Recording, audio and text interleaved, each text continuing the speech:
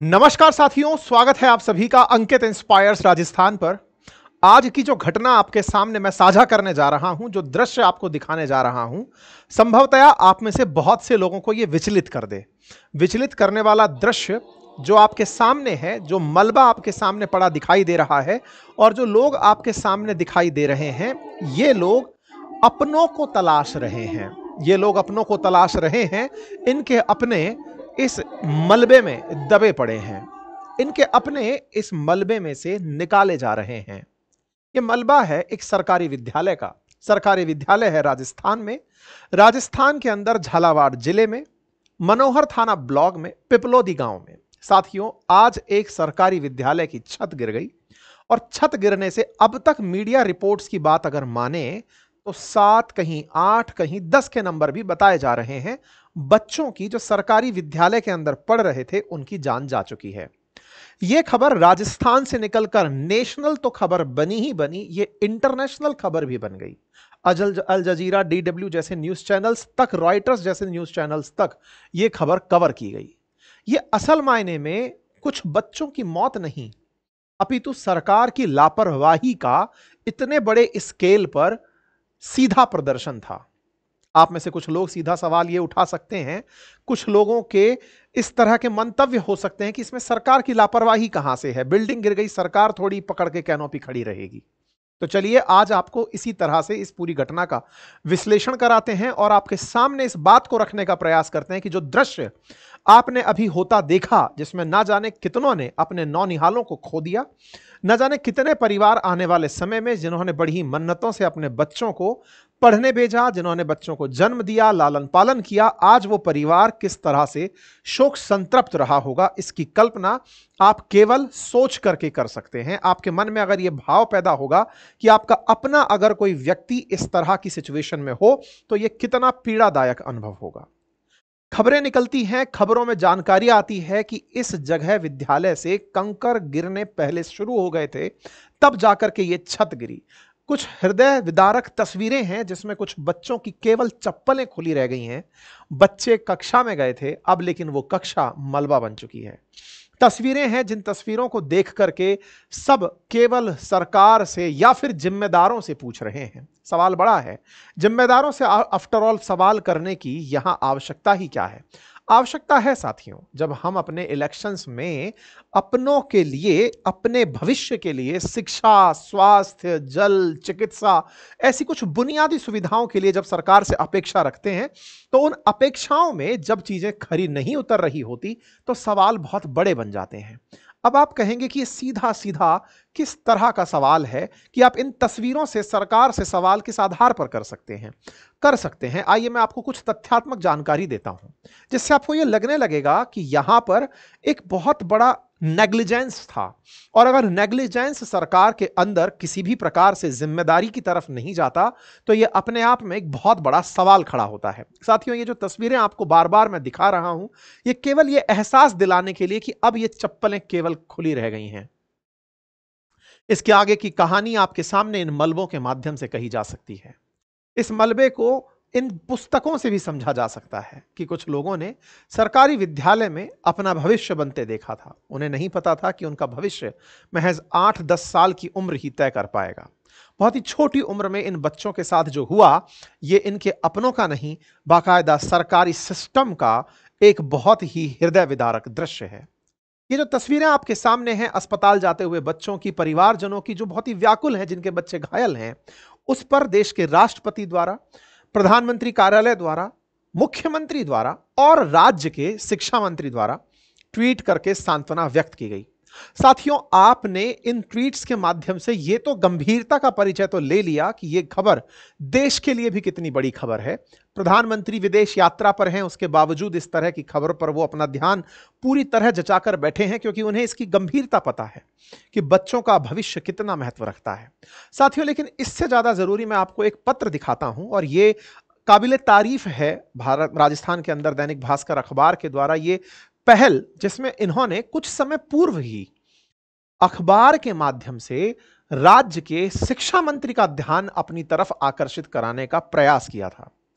आज जब यह घटना आप सुन रहे हैं, 25 जुलाई है, आज से 7 दिन पहले 17 जुलाई के दिन एक पेपर में कटिंग छपती है, न्यूज आती है। न्यूज थी, शिक्षा मंत्री जी हम इन जर्जर स्कूलों में कैसे पढ़ें, हमें डर लगता है। यहां पर बकायदा बच्चों के बिहाफ पर एक पत्र लिखा गया और इस पत्र में हम समस्त विद्यार्थी राज्य के विद्यालय कोटा के नाम से यह पत्र था। मैं इस पत्र को पढ़कर केवल आपको इसलिए सुनाना चाहता हूं क्योंकि इस पत्र से उन बच्चों की वेदना का आप अनुभव ले सकते हैं। जैसे कहते हैं कि बच्चे भगवान का रूप होते हैं, शायद उन्हें बहुत आगे तक की चीजें दिखती हों। इन बच्चों को जो डर था वो शायद पहले से ही यह एहसास दिला रहा था कि कुछ ऐसा होने जा रहा है जो कि आने वाले समय में याद रखा जाएगा, कुछ ऐसा होने जा रहा है जो उनके भविष्य पर संकट खड़ा करेगा। आप पत्र पढ़ें। निवेदन है कि हम सभी सरकारी स्कूल के विद्यार्थी हैं, एक बार आपके ध्यान में लाना चाहते हैं कि हमारे स्कूल भवनों की स्थिति गंभीर है। आए दिन प्लास्टर भर भरा कर गिर रहा है, तो कहीं बारिश में छतों से पानी टपकता रहता है, कभी करंट का अंदेशा है तो कहीं टॉयलेट्स की हालत खतरनाक है, दीवारों में दरार है तो कहीं जल भराव है। बारिश में हम स्कूलों में जाने हमारी जान को खतरा है। जब माता पिता हमें स्कूल भेजते हैं तो उनका दिल भी कांपता है। पिछले कई दिनों में हमारी पुकार को कोई नहीं सुन रहा है। अभी ज्यादा समय नहीं हुआ, फरवरी में ही हमारी एक छोटी बहन दरबीजी स्कूल में टॉयलेट की दीवार दहने से मौत के मुंह में समा गई थी। पिछले दिनों सूरजपोल राजकीय सीनियर सेकेंडरी स्कूल में परीक्षा के दौरान छत से पंखा गिर गया था, बच्चे बाल बाल बचे थे। इस हालात में जब हम कंधों पर बस्ता टांक कर जीर्ण शीर्ण और असुरक्षित कक्ष में जाते हैं तो चिंताएं सताती रहती हैं, कहीं हादसा ना हो जाए। ये घटना का विवरण जो हो चुका उससे अब ध्यान आकर्षण। मान्यवर, हमारे स्कूल के संस्था प्रधानों से भेजी जा रही रिपोर्ट में आपको सब कुछ सुरक्षित होना बताया जाएगा। ये अधिकारी आपको बताएंगे ही नहीं कि हमारे स्कूल का वास्तव में क्या हाल है। साथियों, ये बहुत ही जबरदस्त बात है जो आपको समझनी होगी। मैं पत्रकारिता का तो सम्मान कर ही रहा हूं जो भास्कर ने की है, लेकिन यह बात समझने योग्य है कि यहां पर शिक्षा मंत्रालय जब भवनों की जर्जर स्थिति को लेकर के रिपोर्ट मांगता है तो अधिकारियों द्वारा दी गई रिपोर्ट में स्कूल के हाव भाव को सही बताया जाएगा, ऐसा बच्चों ने पहले ही अंदेशा व्यक्त कर दिया था। सर, आपके भी पोती है जो स्कूल जाती है, दादा होने के नाते स्कूलों की हकीकत भी जानिए। और यह बड़ा सवाल है साथियों। आज मेरा जैसा विद्यार्थी जो सरकारी स्कूल से पढ़कर आपके सामने खड़ा है, एक समय में हम लोग सरकारी विद्यालयों से पढ़े, लेकिन आज के दौर में जिनके पास 2 वक्त के खाने के अलावा थोड़ा भी पैसा इकट्ठा हुआ है, वो प्रयास करते हैं कि उनके बच्चे सरकारी संस्थान में ना पढ़ें। कारण बड़ा है, सरकारें बजट बड़े बड़े निकालती हैं कि हम सरकारी स्कूलों को इस तरह चलाएंगे, इस तरह से निर्माण करेंगे, ये सब होगा, लेकिन सही मायने में उनकी स्थिति को देखते हुए कोई भी परिवार जो थोड़ा भी अफोर्ड कर सकता है वो बच्चों को पढ़ाने से डरता है। उसके मन में एक भय रहता है कि मेरे टैक्स के पैसे से जो ये हालात इन्होंने बनाकर खड़े कर दिए हैं, कहीं ऐसा ना हो कि इनकी लापरवाही के चलते मैं अफसोस के साथ पूरा जीवन बिताने पर मजबूर हो जाऊं। सरकार ने जो स्थितियां पैदा कर दी हैं, क्योंकि अल्टीमेटली स्कूलों की हकीकत इस तरह की है कि कोई भी योग्य जिसको लगता है कि मेरे पास 2 पैसे की व्यवस्था हो गई है, वो अपने बच्चों को सरकारी स्कूल में, कोई भी मान्यवर जितने भी हैं, वो अपने बच्चों को सरकारी स्कूल में भेजने से खुद से ही कतराते हैं, क्योंकि उन्हें डर है कि जहां सबसे बेहतरीन टैलेंट सेलेक्ट होकर पढ़ाने पहुंचा है, वहां के भवनों के हालात क्या हैं, वहां की व्यवस्थाएं कितनी जर्जर हो चुकी हैं। आपको जानकर आश्चर्य होगा साथियों, राज्य के जितने भी टैलेंटेड युवा हैं जिन्होंने परीक्षाओं में बेहतरीन अंक प्राप्त किए हैं, राजस्थान राज्य की एक परिपाटी रही है कि आप कितना भी आईआईटी से पढ़कर आ गए, लेकिन अगर सरकारी नौकरी में नहीं पहुंच पाए हैं तो शायद आपको काबिल ना माना जाए। ये मेरे साथ आप बीती है। आईआईटी कानपुर से पढ़ने के बाद में सरकारी नौकरी में जाने का मेरे ऊपर इतना दबाव था जिसके चलते मुझे आरएएस ज्वाइन करना पड़ा। लेकिन फाइनली जब ये बता दिया कि हाँ भाई हम पढ़ लिख लिए हैं, आरएएस भी बनकर छोड़ दिए हैं, अब कम से कम हम जो मन में आता है वो कर लें। यहां हर टॉपर विद्यार्थी जो राजस्थान राज्य से पढ़ा है उसको पहले ही तय कराया जाता है कि जाओ सरकारी नौकरी में। और ऐसे में बड़े होनहार हमारे राज्य के बहुत से कलेक्टर ऐसे हैं, हमारे राज्य से पढ़े कई सारे ऐसे अधिकारी ऐसे हैं जो पहले टीचर बने हैं और उन्होंने टीचर बनकर के अपने टैलेंट से बच्चों को पढ़ाया है। तो हमारे शिक्षक जो राज्य के अंदर हैं वो बड़े ही बुद्धिजीवी व्यक्ति हैं। राजस्थान राज्य की क्रीम है जो राजस्थान के अंदर शिक्षण का कार्य कर रही है। ऐसे शिक्षकों के बावजूद अगर कोई पेरेंट्स अपने बच्चों को उनसे पढ़ने नहीं भेज रहा है, इसका मतलब कोई ऐसी व्यवस्था है जो इन दोनों के बीच को पटने नहीं दे रही है।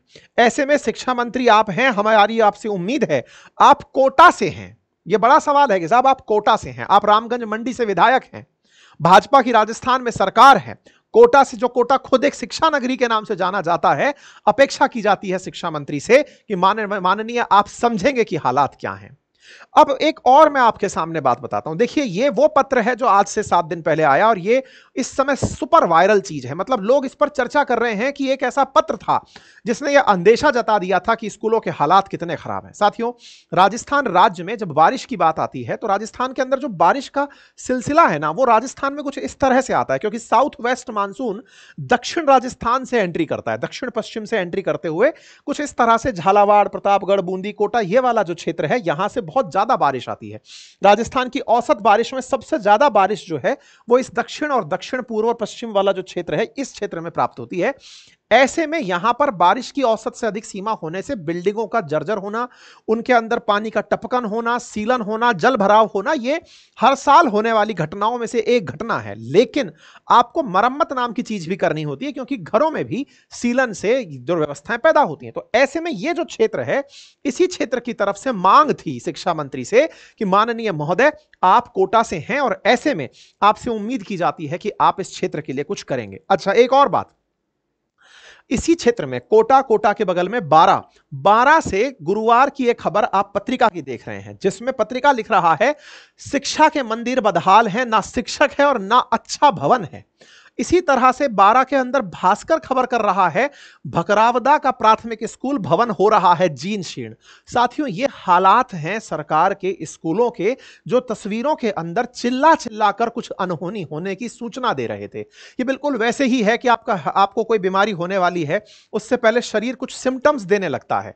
कुछ वैसे हालात थे कि एक बहुत भीषण हादसा होने वाला है, उससे पहले अखबारों में ये कटिंग्स आ रही थी। मैंने वो कटिंग्स अभी अवॉइड की हैं जिनके अंदर कहीं गड्ढे भर गए हैं पानी से, कहीं कोई घटना जो कि वर्तमान स्थिति से कनेक्ट नहीं होती। मैं केवल स्कूलों पर अगर फोकस करूं तो यह लंबे समय से सुर्खी बनी हुई थी। आपको जानकर एक और तस्वीर दिखाता हूं जिससे बड़ा आश्चर्य होगा। राजस्थान सरकार की खुद की एक वेबसाइट मैं आपके सामने रख रहा हूं। अगर आप इस वेबसाइट को देखें तो यह environment.rajasthan.gov की वेबसाइट है, जिस वेबसाइट में राज्य सरकार बता रही है कि ड्राइंग कंपटीशन हुआ और हम लोगों ने पजल एक्टिविटी की। आप देखें कि यहां पर सरकार का फोकस इस तरफ है, जीर्ण शीर्ण इमारत सरकार खुद बड़े ही गर्व से शो कर रही है। मतलब आप विचार करिए कि एक सरकारी वेबसाइट पर जो तस्वीर डली है वो चिल्ला चिल्ला कर कह रही है कि सर छतों में से लीकेजेस हैं, सर छतें गिर रही हैं। और तस्वीर देखिए, जिस तरह सरकार इस प्रमोशन एक्टिविटी में बिजी है, बच्चे जमीन पर बैठे हुए हैं, सीधी बेयर फुटेड बच्चे यहां पर बैठे हुए हैं, जूते चप्पल उठाकर जमीन पर बैठे हुए बच्चे जिनके बैठने की कोई व्यवस्था नहीं है, बिल्डिंग के हालात खुद बयां कर रहे हैं, झूलते हुए तार हैं, टूटी बिल्डिंग्स हैं। और ये राजस्थान सरकार की वेबसाइट पर डली तस्वीरें हैं जो कह रही हैं कि सरकार हम लापरवाह हैं। लापरवाही इस हद की है कि हमारे बच्चों के लिए कल को ये छत गिरकर नीचे आए या फिर ये झूलता तार अपने साथ उन्हें ले जाए, इस पर हमारे पास कोई कार्रवाई नहीं। हम बस इस पर फोकस कर रहे हैं कि हमने इतनी भीड़ दिखा दी या फिर इनसे पजल सॉल्व करवा दी। राज्य सरकार ने सावन के महीने में या कहिए तो मानसून के सीजन में अपनी तरफ से एक कार्यवाही करवाई थी, और यह भी इस घटना से पहले थी। सरकार ने हमेशा एक रेगुलर ऑर्डर की तरह, जैसे विभागों का एक जनरल हाल रहा है, विभागों की एक कॉमन मतलब एक ड्रिल है, और वो ड्रिल ये है, बारिश के समय में एक फिक्स प्रकार का फॉर्मेट है जो कि अधिकारी साइन करते हैं कि हाँ भाई सब में भेज दो, ताकि जिम्मेदारी से हम बच जाएं। कौन सी जिम्मेदारी? जो बड़े लोग बैठे हुए हैं वो इस जिम्मेदारी से बच जाएं कि हमारे विभाग से तो आदेश गया था और हमने सारे स्कूलों से पूछा था कि तुम्हारे भवन तो ठीक हैं। यह पत्रिका में छपी खबर आपको दिखा रहा हूं 25 जुलाई की, जो कि 16 जुलाई को प्रकाशित हुई थी, जिसमें राजस्थान सरकार ने सेफ्टी रिलेटेड स्कूल से अपडेट मांगे थे। बच्चों ने भी जो अपडेट पर रिप्लाई मारा है वो यही है कि माननीय सरकार, आपसे आपने जो अभी जनता से मांगा है ना कि बताइए क्या चल रहा है, तुम्हारी स्कूल सही तो है ना, लेकिन इस स्कूल सही होने पर जो बच्चों की तरफ से रिप्लाई आया कि बैठे हुए अधिकारी गण आपको यही कहेंगे कि सब बढ़िया चल रहा है। क्यों कहेंगे ऐसा? क्योंकि अधिकारी अपने ऑफिस से बाहर नहीं निकलते। यह जिम्मेदारी बांटने का जो रिवाज है कि यहां पर बैठा ऊपर एक सुपर अधिकारी बैठेगा एजुकेशन डिपार्टमेंट के टॉप पर, वो अपने ऑफिस में से ही आदेश पत्र जारी करेगा और कहेगा कि राज्य की स्थिति मेरे टेबल पर होनी चाहिए। मजाल है कि वो व्यक्ति अपने ऑफिस से निकले, कभी जाकर के औचक निरीक्षण करे, वो जांचे कि जिन क्षेत्रों में बारिश आ रही है। बड़े बड़े आईएएस पीसीएस अधिकारी बनकर जिन्होंने बड़ी बड़ी परीक्षाएं पास की हैं, आज वो सचिवालय के अंदर बड़े पदों पर आसीन हैं। अगर ये अपने पद से, कार्यालय से मुक्त होकर थोड़ी देर के लिए फ्री होकर जाएं और फील्ड मुआयना करें इन क्षेत्रों में, तो सरकारी विद्यालयों के हालात किसी से छुपे नहीं हैं। लेकिन कागज हमारे न्याय व्यवस्था के अंदर सबूत का रूप प्रदान करते हैं। वो दिखा देंगे कि ऐसी घटना से पहले हमने तो साहब अपने अधीनस्थों से सूचना मांगी थी और उन अधीनस्थों ने यह कह दिया था कि सब सही है। सब सही कैसा है, इस पर उन विद्यार्थियों की प्रतिक्रिया आप देख सकते हैं। आज सरकार राजस्थान के अंदर मुख्यमंत्री और शिक्षा मंत्री जिस प्रकार से राजस्थान के लिए यह बयान करते हैं कि राजस्थान बहुत ही प्रोग्रेसिव तरीके से आगे बढ़ रहा है, तो ऐसे बढ़ते राजस्थान में शिक्षा जैसी बुनियादी सुविधा, शिक्षा, स्वास्थ्य, जल, सड़क, ये बेसिक सुविधाएं हैं जो सरकार से अपेक्षित हैं। ऐसे में अगर शिक्षा के क्षेत्र में इस तरह का हाल होता देखेंगे तो सवाल बड़े बनेंगे। अब एक वीडियो यहां पर निकलकर बाहर आता है और वो वीडियो है इस स्कूल के बाहर खड़े विद्यार्थियों का। एक इंटरव्यू आता है, उसमें बच्चों से पूछा जाता है कि हुआ क्या था। बच्चे जवाब देते हैं कि साहब हम कमरे में थे तो अचानक छत के ऊपर से कुछ कंकर गिरने लगे तो हमने अपने टीचर से कहा कि सर कंकर गिर रहे हैं। टीचर ने कहा कि अंदर बैठ जाओ। हम अंदर बैठे रहे, इतने में छत गिर गई तो बच्चे घायल हो गए, या फिर जो बच्चों की मौत हुई वो इस कारण हुई। यहां पत्रकार सवाल पूछता है कि बताइए तो क्या टीचर जो था वो अंदर था? टीचर अंदर होता तो वो दब चुका होता, तो टीचर अंदर नहीं था। बोले क्या कर रहा था? बोले टीचर पोहा खा रहा था। अच्छा, बारिश के समय में टीचर्स ने बच्चों को खुले मैदान के स्थान पर, क्योंकि वहां शेड नहीं थी, स्कूल में व्यवस्था नहीं थी, बच्चों को कमरे में बैठाया कि बच्चों यहां बैठो। वो बाहर खड़े हैं क्योंकि बारिश चल रही है, और बाहर बैठ करके बच्चों के बयान जो यहां पर वायरल हो रहे हैं कि टीचर पोहे खा रहे थे, इस आधार पर, इस बयान को आधार मानते हुए पता है सरकार ने जिम्मेदारों को क्या सजा दी? आइए, सरकार ने 5 शिक्षकों को निलंबित कर दिया। शिक्षा विभाग की तरफ से स्कूल के हेडमास्टर मीना गर्ग के साथ जावेद अहमद, रामविलास लववंशी, कन्हैया कुमार सुमन, बद्रीलाल लोधा, इनको निलंबित कर दिया। वाह, ये इतने बड़े जिम्मेदार थे कि अगर ये होते तो ये सारे के सारे शिक्षक, यो भगवान श्री कृष्ण ने जिस तरह गोवर्धन पर्वत उठाया था और जो ग्वाल बाल थे वो अपने साथ से डंडी लगाकर पर्वत को सहारा दे रहे थे, भगवान श्री कृष्ण की मदद कर रहे थे, संभवतया ये शिक्षक अगर रहे होते तो इस गिरती छत को रोक लिए होते। सरकार, क्या आप यही कहना चाहते हैं? क्या सरकार इन शिक्षकों की जिम्मेदारी है कि यह बिल्डिंग गिरे? या आप यह चाहते थे कि ये शिक्षक बच कैसे गए? इन्हें तो उस जगह होना चाहिए था। अगर शिक्षक क्लास में नहीं था तो यही आपके लिए कानून है कि शिक्षक क्लास में नहीं था तो निलंबित कर दिया जाए। बच्चों का बयान आया कि यहां पर शिक्षकों से गलती हुई। क्या गलती हुई माननीय? शिक्षक स्कूल चला रहा था, बारिश के सीजन में स्कूल पहुंचा था, बारिश के इतने भीगते मौसम में वो वहां पहुंच करके बच्चों को एक जगह एकत्रित करके, ताकि वो बारिश में ना भीग जाएं, इसलिए वो एक जगह लेकर बैठा था। क्या ये शिक्षक की गलती थी? और शिक्षक की गलती थी तो आनन फानन में आपने जिन्हें निलंबित किया, क्या इससे जवाबदेही तय हो गई? क्या यह शिक्षकों की जवाबदेही थी कि जर्जर व्यवस्था जो स्कूल के अंदर है उसे देखने के लिए कोई निर्माण विभाग भी होगा जो यह तय करेगा? आपके यहां पर ऑडिट के नाम पर बैठे हुए बड़े बड़े अधिकारी जो यह सुनिश्चित करते हैं कि हां जर्जर हालात ठीक हैं, जिन बड़े बड़े अधिकारियों को जिले के अंदर बिठा करके बड़े बड़े कार्यालय दिए गए हैं, गाड़ी घोड़े उपलब्ध कराए गए हैं, क्या वो जाकर के इन स्कूलों का खुद से मुआयना नहीं कर सकते? क्या उनकी आंखें ये बयान नहीं करती कि स्कूल की हालत क्या है? क्या वो रिपोर्ट को सीधा की सीधा मान लेते हैं? अगर ऐसा ही है तो सबसे कहिए, ऑनलाइन जमाना है, एआई को सिंपल प्रॉम्प्ट देंगे, प्रॉम्प्ट देने से एआई जवाब बनाकर भेज देगा। सवाल बड़ा है साथियों। जिम्मेदारों के नाम पर शिक्षकों को निलंबित कर देना कितनी गंभीरता दिखाता है, यह विचारणीय तथ्य है। और इस विचारणीय तथ्य पर जब कलेक्टर से जानकारी मांगी गई तो कलेक्टर ने कहा कि हादसे पर मुझसे ज्यादा जानकारी तो आप लोगों को है, आगे भविष्य में ऐसे हादसे ना हो इसके लिए हम दृढ़ संकल्पित हैं। उन स्कूलों की छुट्टी हम कर दे रहे हैं जिनके जर्जर भवन थे, और हम आगे से हादसे ना हो इसलिए दोषियों के खिलाफ कार्रवाई करेंगे। आफ्टर ऑल दोषी कौन है ये तय कौन करेगा? क्योंकि घटना घटने के तुरंत बाद जेसीबी से पूरी बिल्डिंग पर जेसीबी चला दी गई, स्कूल पर जेसीबी चला दी गई। इस तरह का मामला न्यूज में प्रकाशित हुआ। जानकारी में 3 बड़े मुद्दे निकल कर आए, 3 बड़ी लापरवाहियां उजागर हुई। कहा गया कि पहले तो बच्चों के यहां पर कंकड़ गिर रहे थे, टीचर्स ने ध्यान नहीं दिया। मैं ये मानता हूं कि टीचर्स ने ध्यान नहीं दिया, बहुत बढ़िया, आपने उनको पनिशमेंट दिया, निलंबित कर दिया। लेकिन माननीय, जब आपने इनको निलंबित किया तो कृपया करके एक बार ऐसा साहसिक कदम और उठाइए और उन पूरे जिम्मेदारों को याद दिला दीजिए कि तुम्हारे कारण यह सब हुआ। अगर वो बैठे हुए जिला मुख्यालय पर बैठे हुए जिला अधिकारी हो, या फिर जिला शिक्षा अधिकारी हो, या सचिवालय में बैठे सचिव स्तर के कर्मचारी हो, इन सब से सवाल तो पूछिए ना कि आप लोगों ने रिपोर्ट्स को कागज में ही देखा क्या? आंखें बंद करके केवल रिपोर्ट्स के बहाने चल रहे थे क्या? आप लोगों ने कभी अपने लेवल पर इन चीजों को चेक एंड बैलेंस या ऑडिट या फिर इंस्पेक्शन नहीं करवाए? आज स्कूल के अंदर जिस तरह की लापरवाहियां हुई हैं, कल को क्या ये और बड़े भीषण हादसे की तरफ नहीं लेकर जाएगी? ये सवाल है। कंकर गिरे, बच्चों ने बताए और टीचर्स ने उनके ऊपर कार्रवाई नहीं करी, ये बड़ी लापरवाही मानी गई। कहा गया 3 दिन पहले 10 दिन की छुट्टी कैंसिल कर दी गई थी। जर्जर भवन की सूची में ये स्कूल शामिल नहीं था। तो अगेन इस बात पर भी ऑडिट होना चाहिए कि राज्य के ऐसे कितने स्कूल हैं जो तस्वीरों में अखबार वाले निकाल निकाल कर दे रहे हैं, सरकार ने उन पर क्या एक्शन लिया? साथियों, यह बड़ा सवाल है। राजस्थान राज्य के बजट में 225 करोड़ रुपए इस बार केवल इंफ्रास्ट्रक्चर इंप्रूवमेंट के लिए अलॉट हुए। बड़ा सवाल यह है कि फरवरी माह में आने के बाद बजट से अब तक, जब हम जुलाई में इसे सुन रहे हैं, कितना कार्य हुआ, इस कार्य की रिपोर्टिंग क्या है, इस पर भी अब चर्चा होनी चाहिए।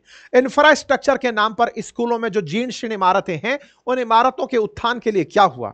ये बड़े सवाल हैं जो बार बार सरकार से यही सवाल कर रहे होंगे कि हे सरकार, आपको अगर किसी ने उठाकर वहां तक पहुंचाया है, जिस जनता ने आपसे उम्मीद रखी है कि आप उसके लिए शिक्षा, स्वास्थ्य, सड़क जैसी बुनियादी सुविधाएं विकसित करेंगे, उन्हें आप अपने होने का एहसास दिलाइए, उन्हें सुनिश्चित करवाइए कि आपकी प्रेजेंस में वो सुरक्षित हैं। और अगर जिम्मेदार कोई भी हो, किसी भी स्तर पर हो, तो जांच एजेंसीज उसे वहां तक ले जाएं ताकि न्याय होता दिखे। फिलहाल के लिए इतना ही। आप अपने राय कमेंट बॉक्स में जरूर रखें और जल्दी ही साथियों, आपकी बातों को एक मंच देने के लिए हम कुछ और ईमेल प्लेटफॉर्म्स, ट्विटर प्लेटफॉर्म्स आपके सामने लाने का प्रयास करेंगे ताकि आपकी बातों को और बेहतर तरीके से डिस्कस किया जा सके। फिलहाल के लिए इतना ही। चैनल पर नए हैं तो चैनल को सब्सक्राइब करें, अपनी राय कमेंट बॉक्स में अवश्य रखें। धन्यवाद।